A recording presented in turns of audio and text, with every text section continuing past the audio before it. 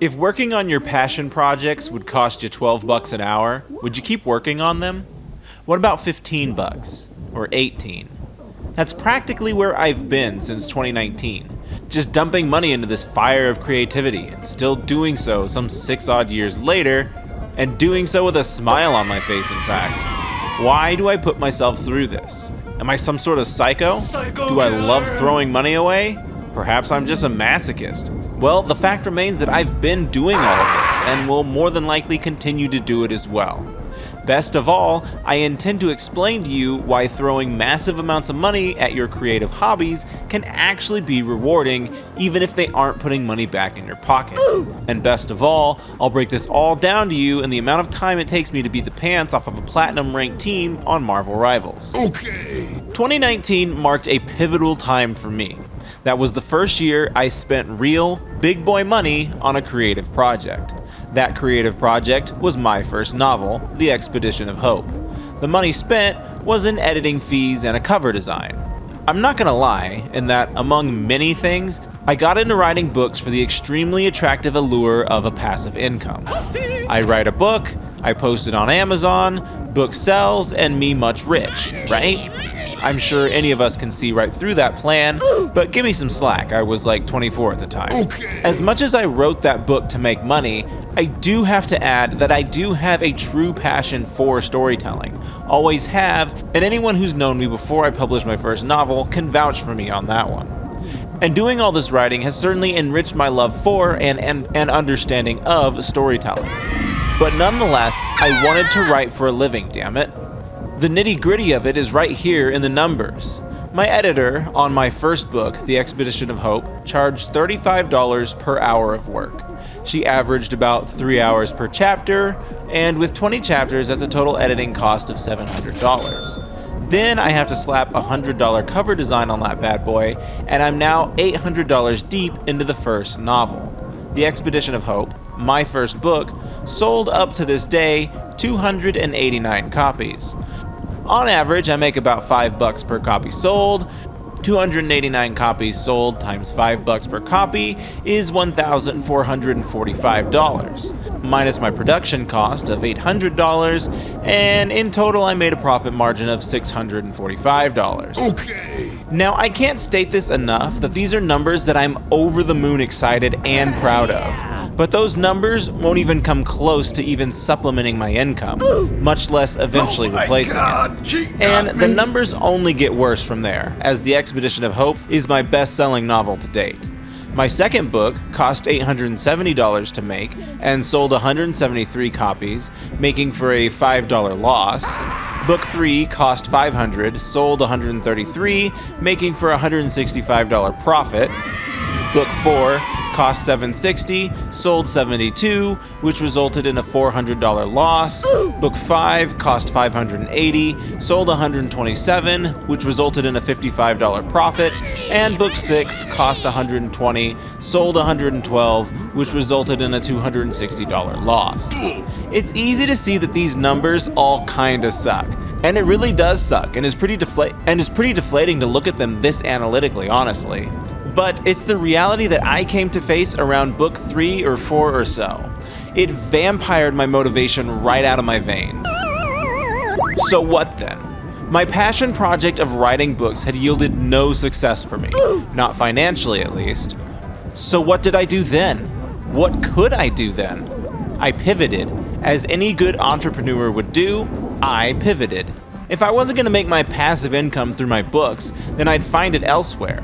Like some treasure buried deep on an island, I'd find that damn passive income somewhere.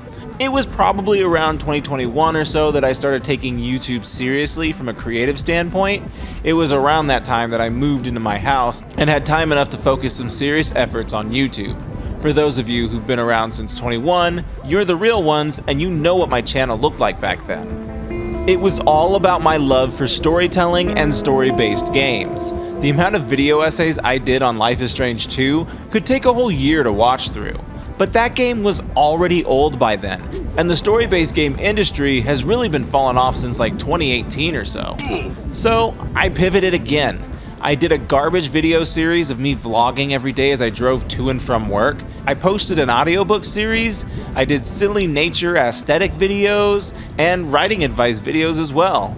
Amid that slush pile of garbage and unsuccessful ideas, there remained two constants. First was that I had, for whatever reason, continued to publish new novels every year. And the second was that it seemed no matter what I tried to do, I was doomed to be unsuccessful. The doom spiral of purposeless content mixed with a feverish need to keep making things made for a wicked creative burnout. Since having finished my last novel back in the start of 2024, I've not started another new novel since. The novels I'm currently working on are existing projects that I'm allowing myself time enough to finish for the sheer purpose of being able to stick to my publishing schedule of one new novel per year. And the videos I crank out at this moment don't feel terribly original either. I'd hate to give up what weak momentum I've got, so I keep replicating other content that I see working for other people while doing my darndest to keep the content somewhat fresh and somewhat unique and still true to me. All in all, I've been at this creative adventure for 6 years now, and I only have a growing loss of money to show for it. I invested in property at the top of this year, as a way to sort of accept defeat, if you will. As if to accept that my creative works will never bear any financial fruit, so I'd be better off investing in something more practical, like real estate. But despite the financial money pit I've plunged so much into, despite the time and effort that seems to have been wasted completely, I still keep creating. And for a while there, I honestly had no clue why. Michael Jackson is a huge inspiration of mine, my favorite musician, and many other things for me. I can remember something he had said in one of the many documentaries I've watched about him. In this interview, he said something to the effect of, "I have to create music. It's not a choice for me. I can't help but create it, and it feels that if I weren't creating something, that I simply wouldn't be existing." The description of such a creative urge from a genius such as Michael Jackson has always stuck with me. Color me too big for my britches, but in some aspects I feel that we're the same in that regards. The only depression that's worse than the one when I wallow in my lack of success is the one that buries me when I stop creating entirely. It is such a fundamental part of who I am that to not do it really does feel as though I've stopped existing. So, of course, creating in an effort to avoid some miserable depression is certainly reason enough to create. But I promise I have some better reasons than just that. Okay. And it'll justify still spending all of this time on your passion projects. Creating for me keeps the old depression away, sure, but it does genuinely feel good. That high that I get from putting out a fresh episode of Compression Man, dropping a new novel, or hell, even just staying on schedule with YouTube. No drugs high can come within even a 5-mile radius of the high that I get from those accomplishments. A lot of these passion projects come packed with more practical benefits as well. My writing has improved so much from the 6 novels that I've published that my email communication at work completely exceeds and excels all expectations. I have several executive leaders at my work who will reach out to me complimenting me for my strong written communication skills. Having videos on YouTube gives you an outlet to vent. We go through a lot in this life, and being able to just get it all out there and throw it out into the world and off your chest in front of strangers who have no real connection to your actual physical life, it's like taking a whole dang boulder right off your shoulders. Even if you're only there airing it out for your 20 viewers, there's no way you'll ever get in front of 20 people in real life just to air out your frustrations. And if you are in front of 20 people airing out your frustrations, they're probably just irritated that you're out here complaining. But best of all is the fact that it compounds. In the financial world, compound interest is the best thing for building wealth. And the same exact concept works for creative works as well. I follow Brandon Sanderson.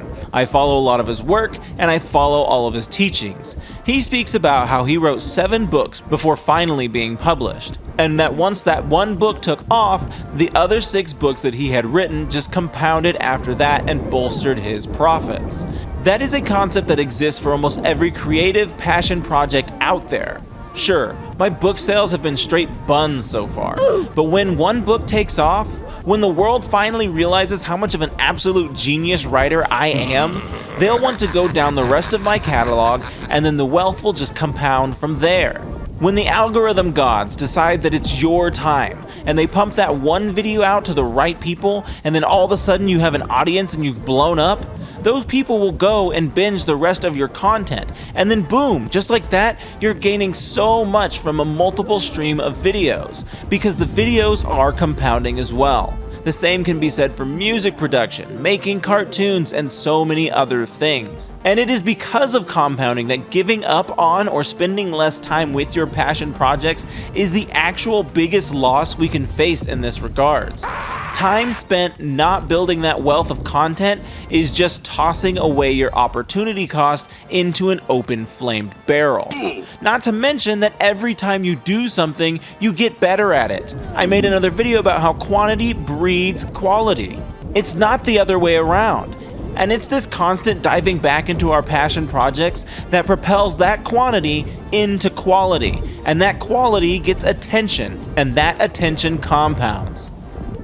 So in closing, as cliche and ick as it may sound, I do mean it when I say don't create for the money. The money will take a long time to come, and you'll drive yourself crazy getting all hung up over it.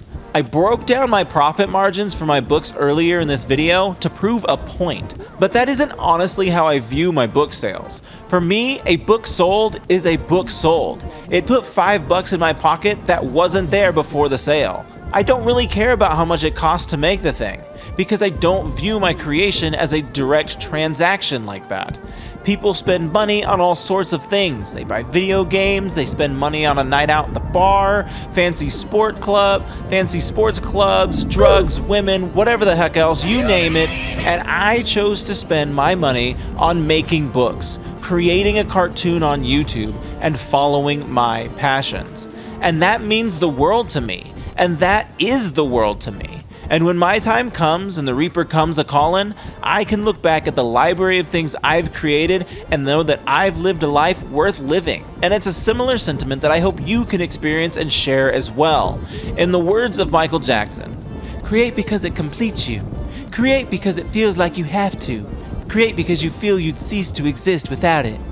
If you haven't already watched my quantity over quality video, I highly suggest checking that one out. But here we are, I have my own animation here on YouTube, and all my books are available on Amazon. If you were to check them out, I'd be forever grateful. If you're looking to get into my novels, then I suggest that you start with Dusty Little Wastelanders or anything published after that, as those feature some of my best writing yet.